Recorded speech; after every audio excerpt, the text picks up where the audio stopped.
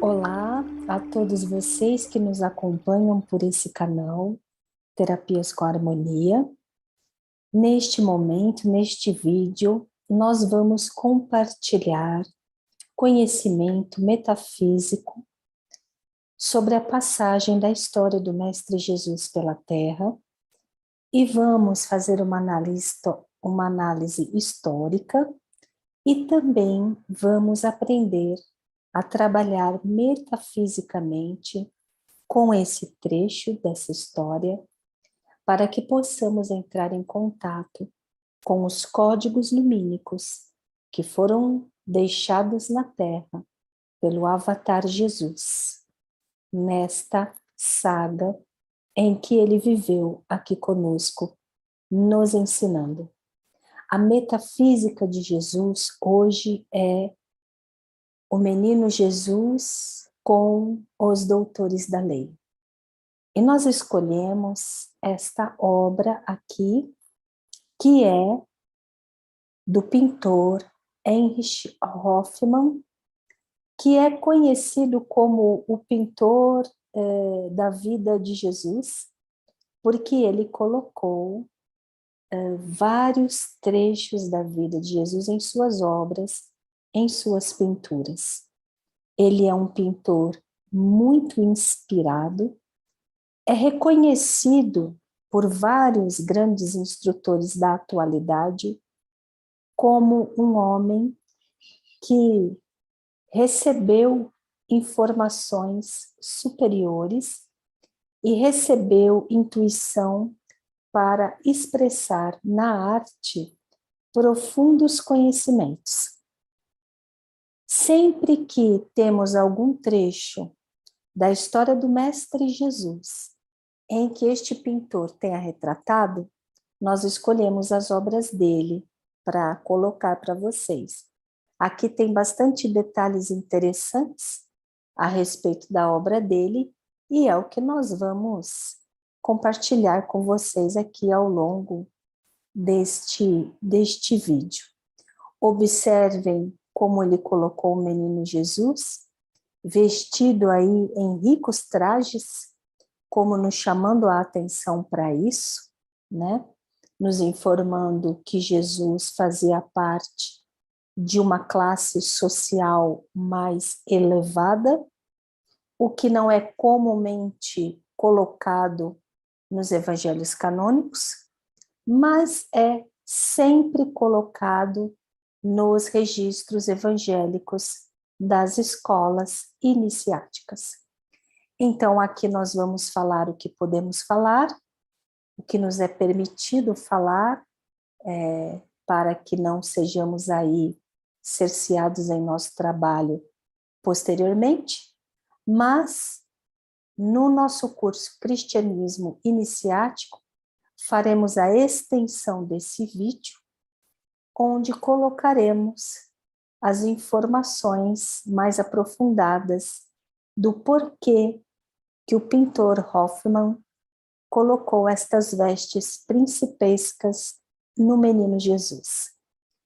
Bem como também iremos tratar nos pátios internos, no nosso curso Cristianismo Iniciático, para aqueles que são comprometidos em aprender as revelações sobre isso, vamos colocar conhecimentos sobre outras passagens dos livros e dos evangelhos que narram sobre a infância de Jesus. Porque essa passagem aqui que nós vamos falar hoje é a única que foi escolhida para fazer parte dos evangelhos canônicos. Mas ela não é a única passagem que existe sobre a infância de Jesus. Existem centenas delas. Então eu anotei aqui, fiz umas anotações de algumas das obras que nós temos. Nós temos vários livros que tratam sobre a infância de Jesus. Eu trouxe aqui alguns deles. O Evangelho Árabe da Infância, o Evangelho Armênio da Infância, o Evangelho Pseudo-Mateus, da infância de Jesus, o Evangelho de Tomé, da infância de Jesus, e quero aqui colocar uma obra que os que nos acompanham já sabem que é muito querida do nosso coração, o Evangelho Apócrifo, Pistis Sophia, chamado apócrifo aqui no Ocidente, não é? Porque ele não foi considerado pela Igreja de Roma, mas ele não é apócrifo para o cristianismo ortodoxo.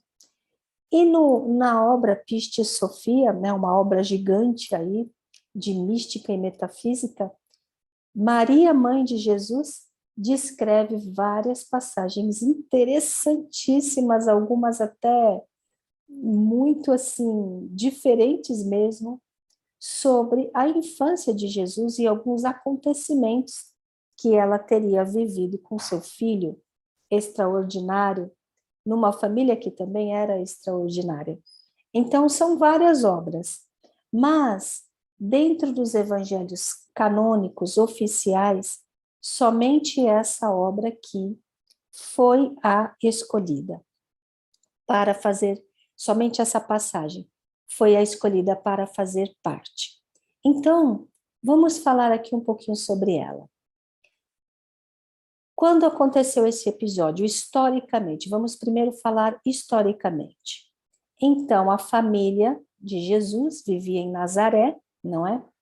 E todos os anos, o povo de Israel celebra liturgicamente, ritualisticamente, celebrava e celebra ainda a Páscoa, a chamada Páscoa judaica.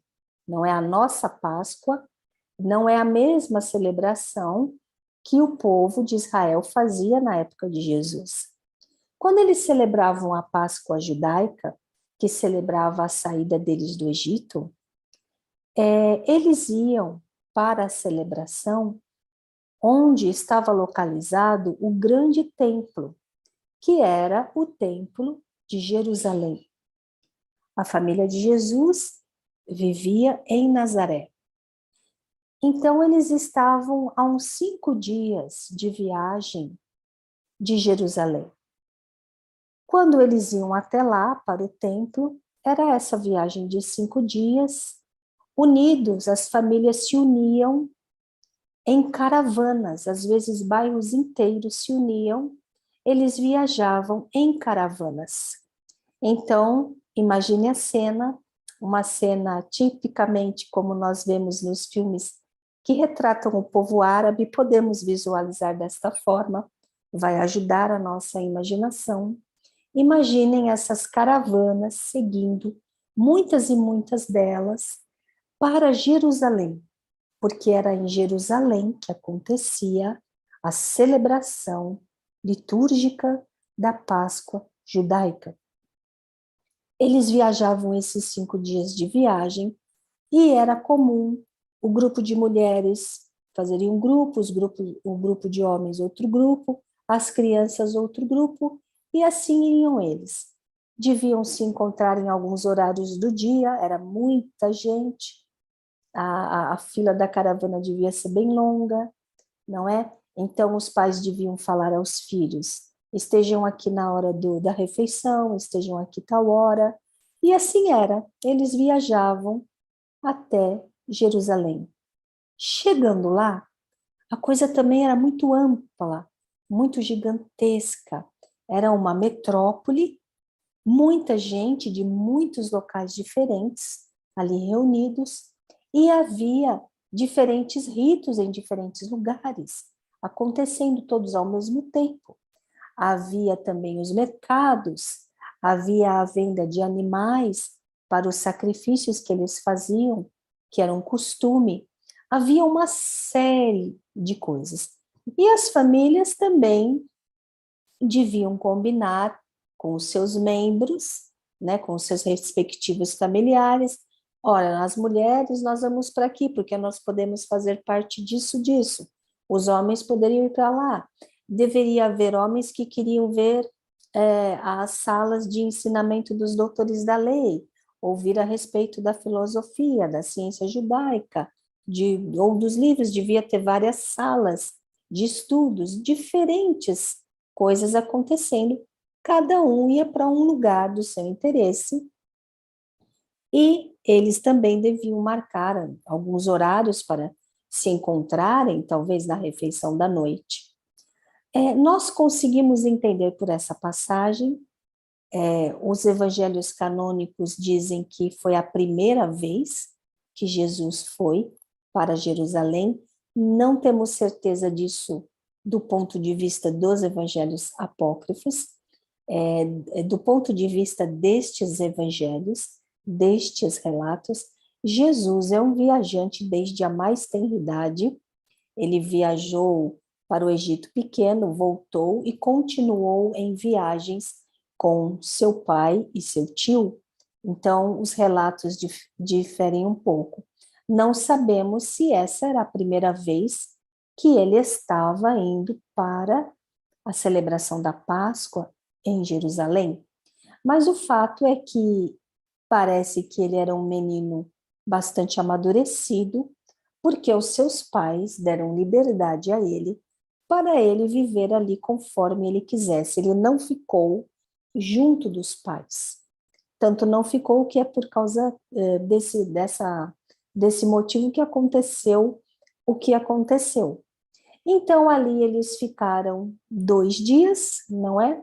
Fizeram os ritos e no dia e na noite marcada, voltaram para o alojamento, devem ter feito as suas refeições. No dia seguinte, ao amanhecer, a caravana começou a voltar com todas aquelas pessoas que já estava tudo combinado. Seria como as excursões, né, que nós fazemos hoje. Eles começaram a voltar. E Jesus não estava junto com o seu pai e também não estava junto com a sua mãe. Jesus devia estar no grupo das crianças, como ele tinha vindo. E aí eles foram seguindo viagem. E conta-se que eles já estavam 2 dias na frente e na hora das refeições, à noite, Jesus não aparecia. E teve um determinado momento que ambos, José e Maria, questionaram: será que ele está voltando conosco na caravana? Porque nem na hora da refeição ele está aqui, já se passou um dia, 2, e nós não o encontramos, e começaram a procurá-lo na caravana, e não o encontraram.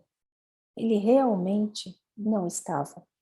Então, Maria, de certo, achava que ele poderia estar com José, José com Maria, e a última alternativa é que ele estivesse com algum grupo de jovens ou de crianças, também não. Todos sabiam que ele era muito carismático, tinha os amigos dele, nos evangelhos apócrifos isso é muito bem narrado, mas não, ele também não estava entre os jovens nem entre as crianças. Ele não estava voltando na caravana com eles. Então, José e Maria fazem o caminho de volta, começam a voltar para Jerusalém, para procurar Jesus. Talvez que uma pequena preocupação possa ter tomado conta deles, afinal de contas, sabia-se quem Jesus era, eles sabiam, e nós vamos explicar isso nos partes internos, no curso Cristianismo Iniciático, o porquê da preocupação extrema deles para com Jesus. Teria Arquelau, herdeiro de Herodes, descoberto que este jovem continuava vivo? Ele que tinha fugido para o Egito para fugir, né, do massacre de Herodes, quando ele, infelizmente, cometeu aquele ato de mandar matar as crianças? Será que Jesus corria algum perigo?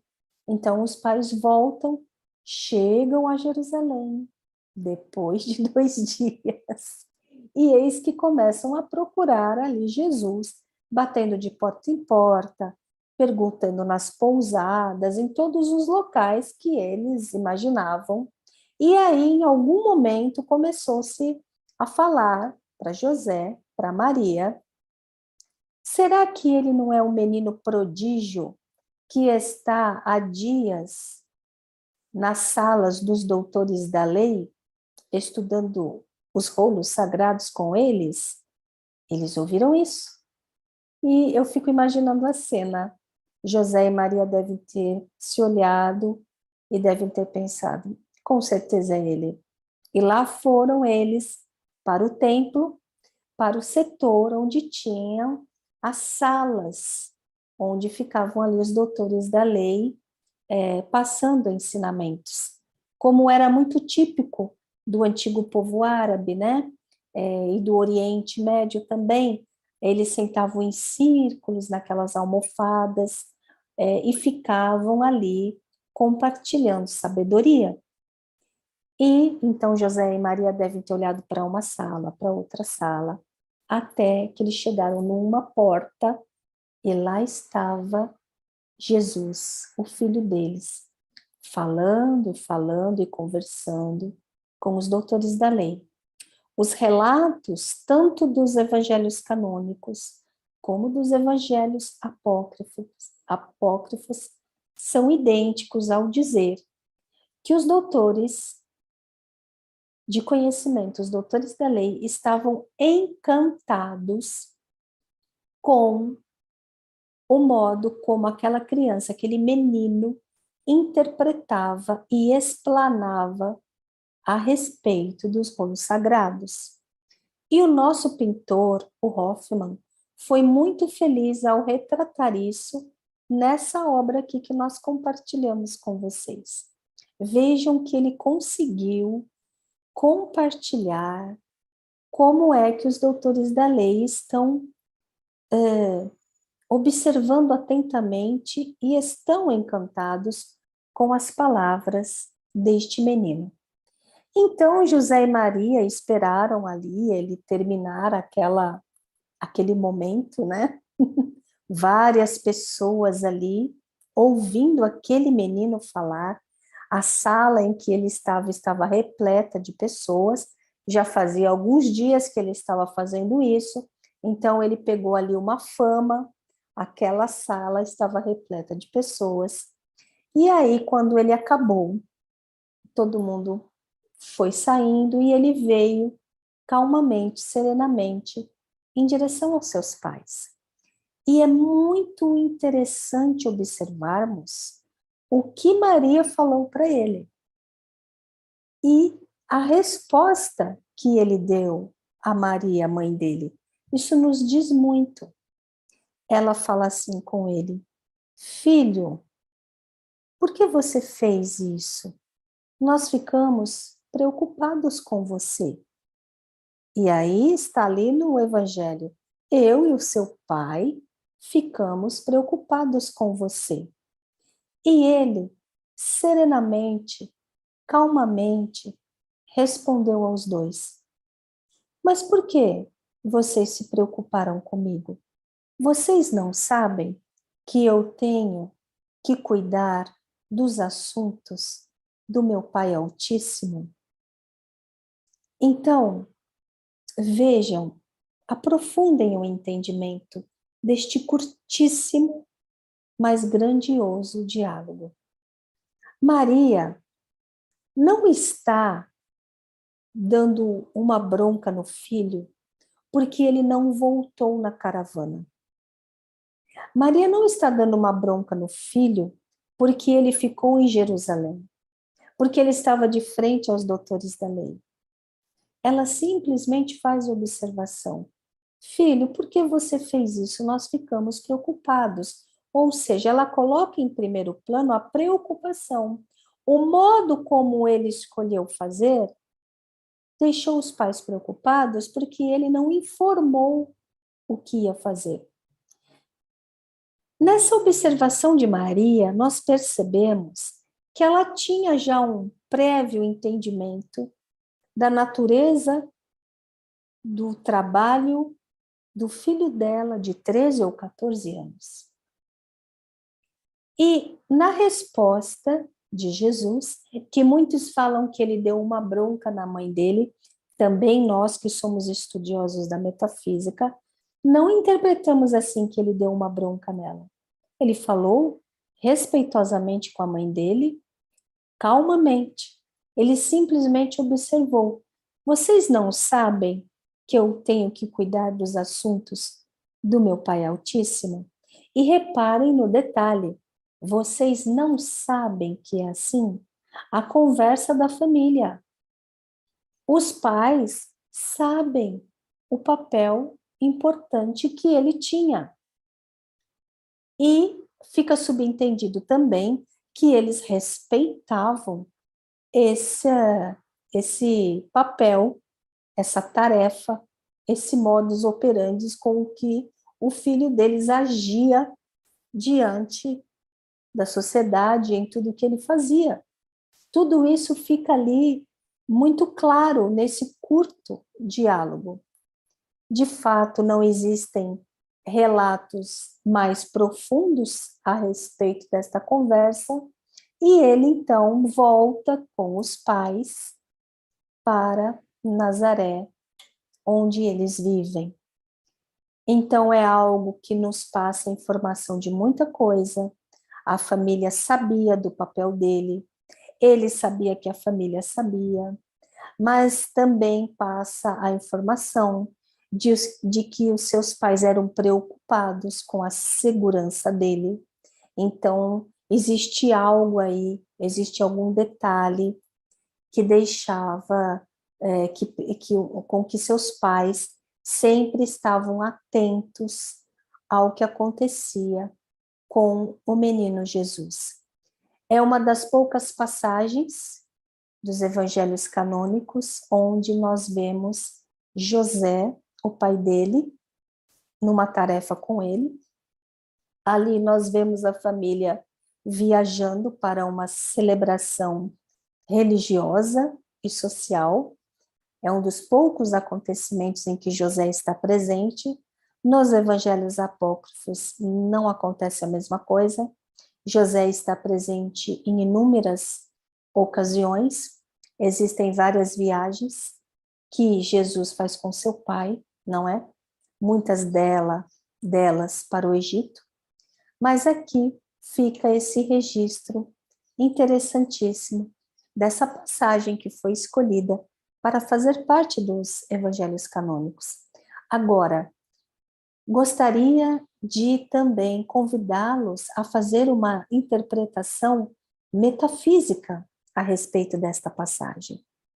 O que significa o menino Jesus, a criança crística, diante dos doutores da lei, como vocês aí estão observando nesta obra, nessa pintura de Hoffmann, que pode ser utilizada para o exercício místico da contemplação, pois ela nos passa muitos códigos importantíssimos que despertam a nossa criança divina, que despertam o nosso eu crístico e os seus dons de sabedoria. Então, metafisicamente, é dessa forma que podemos interpretar. Vemos aí Jesus com os doutores da lei. Os doutores da lei representam os nossos arquétipos da inteligência, do conhecimento, do intelecto, da interpretação acadêmica, do conhecimento social, dos estudos. São arquétipos nossos, da nossa psique.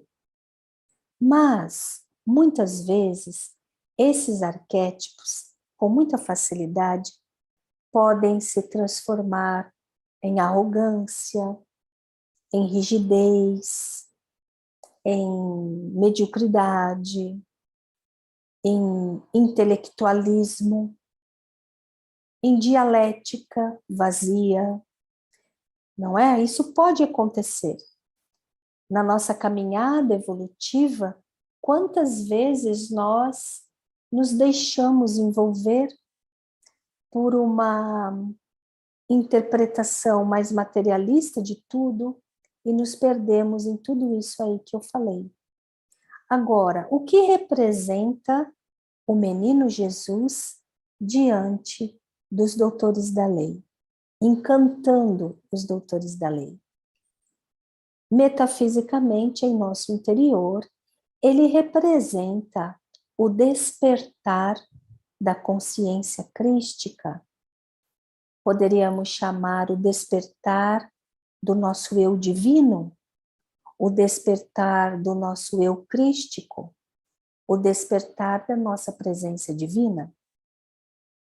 E quando nós permitimos que a presença divina desperte em nós, ela, essa chama mística, ela supera em muito o conhecimento que os doutores da lei tinham, que os nossos arquétipos, intelecto, inteligência, tudo isso que falei para vocês, tem. A nossa presença crística, quando ela desperta, ela se une à fonte de tudo que é. Se une à presença do Altíssimo, se une à presença divina Shekinah, se une ao Espírito Sagrado, Ruach HaKodesh, se une ao todo, ao absoluto, que tudo sabe, tudo pode, tudo conquista, tudo abençoa e permeia e conduz. Então, quando nossa consciência crística começa a despertar, mesmo que ela ainda seja pequenina em nosso interior, ela já dá de 1000 a 0 em todos os nossos arquétipos, que fazem um esforço enorme para compreender qualquer que seja o assunto. Aí a nossa consciência crística, esta presença crística, ela vai nos ensinar. Nós vamos então ler um livro que, quando lemos de outra vez, foi muito difícil de entender. Nós usamos todos os arquétipos que estão na obra. Nós usamos a inteligência, o método, o intelecto, a disciplina para ler aquele livro, mas foi muito difícil de entender. Mas quando nós vamos fazendo nascer, despontar a criança crística, a presença crística, nós vamos pegar aquela mesma obra, muito difícil de entender, e o nosso eu divino, a nossa presença crística, mesmo pequenina, vai nos ajudar a compreender, porque ela vai nos nutrir de sabedoria. Então, é isso que representa esta passagem evangélica do ponto de vista da metafísica. E essa obra desse pintor, Hoffmann, nos coloca este exercício místico. Contemplando esta obra e fazendo uma meditação dinâmica com ela, nós vamos ser nutridos da sabedoria da nossa presença crística, que começará a despontar em nós e começará a nos ensinar a sabedoria superior, a sabedoria estelar. E neste momento da evolução na Terra, é absolutamente necessário que comecemos a trabalhar com esta comunhão com a nossa presença crística e com o despertar dela, porque nós estamos vivendo a intervenção planetária, o profundo movimento que transformará o planeta como um todo. Sistemas antigos e arcaicos vão cair, novas modalidades de comportamento e de sistemas financeiro, social, educacional, saúde, vão surgir. E nós precisamos estar conectados com nossa presença divina, para que saibamos ser conduzidos de uma forma em que vençamos tudo, sem sofrimento, sem estresse, sem problemas, porque a nossa presença divina tudo sabe, e ela nos conduz serenamente. No nosso curso Cristianismo Iniciático, daremos as explicações sobre as vestes principescas de Jesus e sobre este trabalho com a contemplação desta passagem. Até mais, pessoal!